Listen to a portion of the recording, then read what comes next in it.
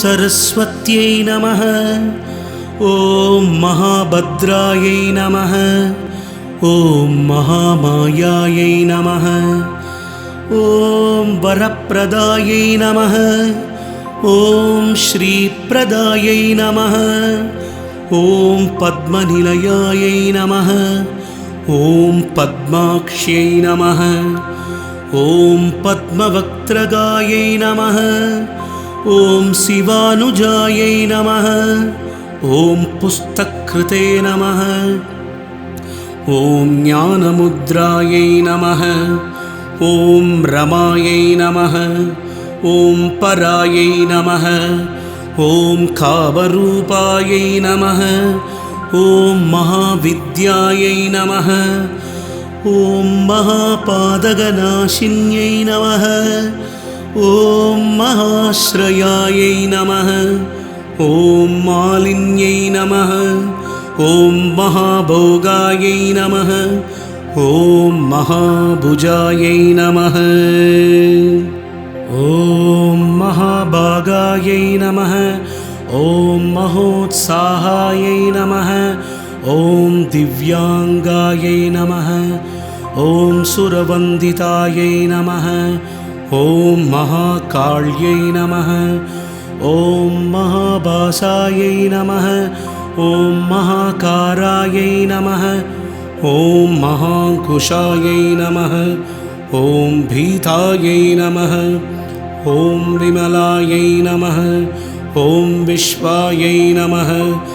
ॐ विद्युन्मालायै नमः। ॐ वैष्णव्यै नमः। ॐ चन्द्रिकायै नमः। ॐ चन्द्रवदनायै नमः। ॐ चन्द्रलेखा विभूषितायै नमः। ॐ सावित्र्यै नमः। ॐ सुरसायै नमः। ॐ देव्यै नमः। ॐ दिव्यालङ्कारभूषितायै नमः। ॐ वाग्देव्यै नमः। ॐ वसुधायै नमः।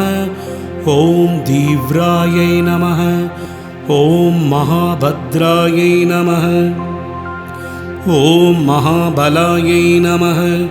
ॐ भोगदायै नमः। ॐ भारत्यै नमः। ॐ वामायै नमः। ॐ गोविन्दायै नमः। ॐ गोमत्यै नमः। ॐ शिवायै नमः। ॐ जटिलायै नमः। ॐ विन्ध्यवासायै नमः। ॐ विन्ध्याचलविराजितायै नमः। ॐ चण्डिकायै नमः। ॐ वैष्णव्यै नमः। ॐ भ्राम्यै नमः। ॐ ब्रह्मज्ञानैकसाधनायै नमः। ॐ सौदामिन्यै नमः। ॐ सुधामूर्त्यै नमः। ॐ सुभद्रायै नमः। ॐ सुरपूजितायै नमः।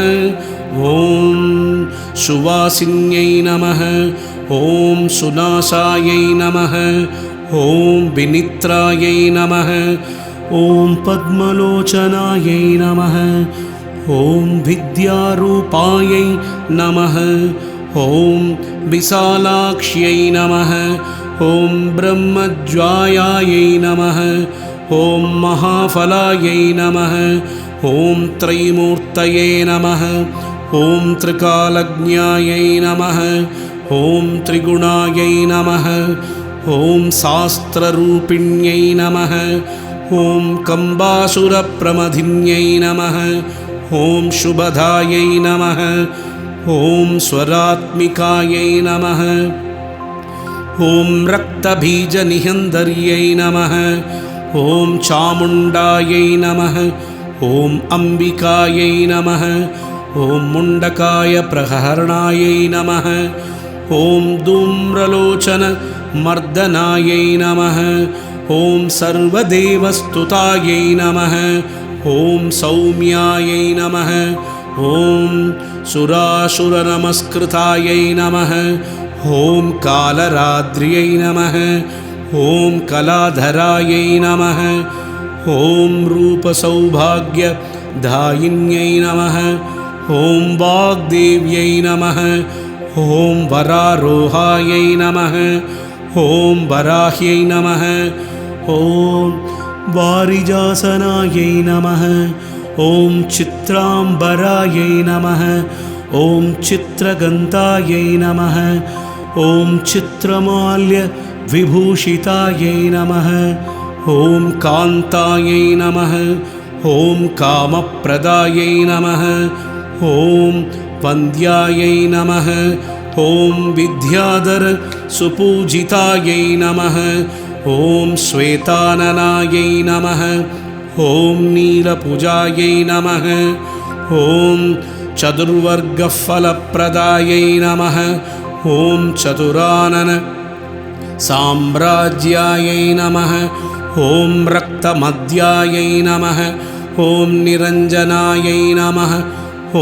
नीलजङ्गायै नमः ॐ अंसासनायै नमः ॐ ब्रह्मविष्णुशिवात्मिकायै नमः ॐ श्रीमहासरस्वत्यै नमः इति श्री सरस्वती अष्टोत्तर शतनामावळि सम्पूर्णम्।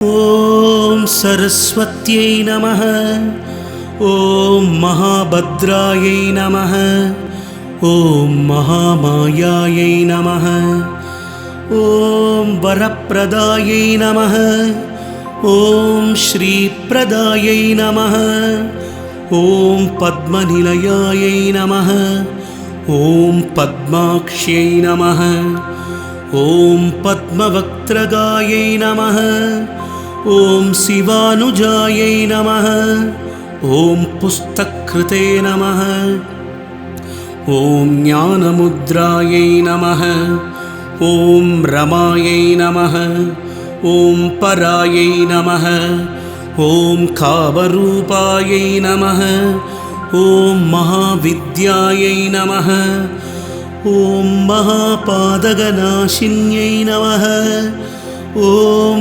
महाश्रयायै नमः ॐ मालिन्यै नमः ॐ महाभोगायै नमः ॐ महाभुजायै नमः ॐ महाभागायै नमः ॐ महोत्साहायै नमः ॐ दिव्याङ्गायै नमः ॐ सुरवन्दितायै नमः ॐ महाकाल्यै नमः ॐ महाभासायै नमः ॐ महाकारायै नमः ॐ महाङ्कुशायै नमः ॐ भीतायै नमः ॐ विमलायै नमः ॐ विश्वायै नमः ॐ विद्युन्मालायै नमः ॐ वैष्णव्यै नमः ॐ चन्द्रिकायै नमः ॐ चन्द्रवदनायै नमः ॐ चन्द्रलेखा विभूषितायै नमः ॐ सावित्र्यै नमः ॐ सुरसायै नमः ॐ देव्यै नमः ॐ दिव्यालङ्कारभूषितायै नमः ॐ वाग्देव्यै नमः ॐ वसुधायै नमः ॐ दीव्रायै नमः ॐ महाभद्रायै नमः ॐ महाबलायै नमः ॐ भोगदायै नमः ॐ भारत्यै नमः ॐ वामायै नमः ॐ गोविन्दायै नमः ॐ गोमत्यै नमः ॐ शिवायै नमः ॐ जटिलायै नमः ॐ विन्ध्यवासायै नमः ॐ विन्ध्याचलविराजितायै नमः ॐ चण्डिकायै नमः ॐ वैष्णव्यै नमः ॐ भ्राम्यै नमः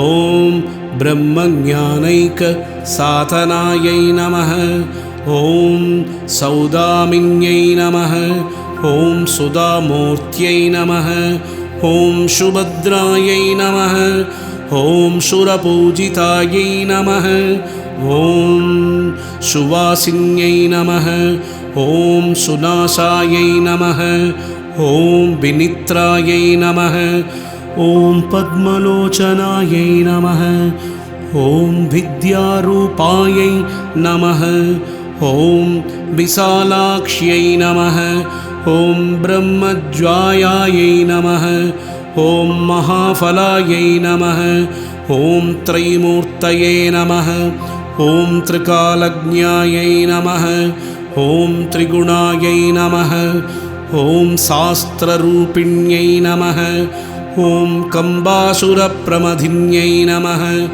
ॐ शुभदायै नमः ॐ स्वरात्मिकायै नमः ॐ रक्तबीजनिहन्तर्यै नमः ॐ चामुण्डायै नमः ॐ अम्बिकायै नमः ॐ मुण्डकायप्रहरणायै नमः ॐ धूम्रलोचनमर्दनायै नमः ॐ सर्वदेवस्तुतायै नमः ॐ सौम्यायै नमः ॐ सुरासुरनमस्कृतायै नमः ॐ कालरात्र्यै नमः ॐ कलाधरायै नमः ॐ रूपसौभाग्यदायिन्यै नमः ॐ वाग्देव्यै नमः ॐ वरारोहायै नमः ॐ वराह्यै नमः ॐ वारिजासनायै नमः ॐ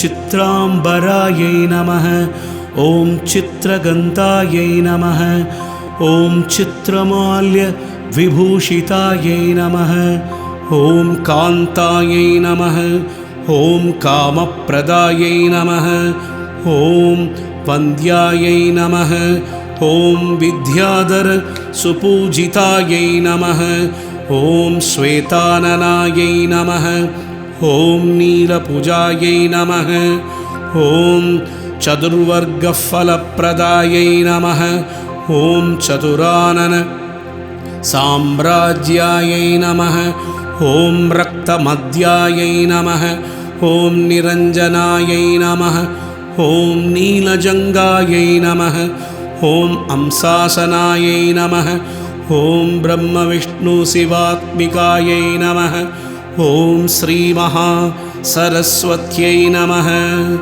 इति श्री सरस्वती अष्टोत्तर शतनामावळि सम्पूर्णम्।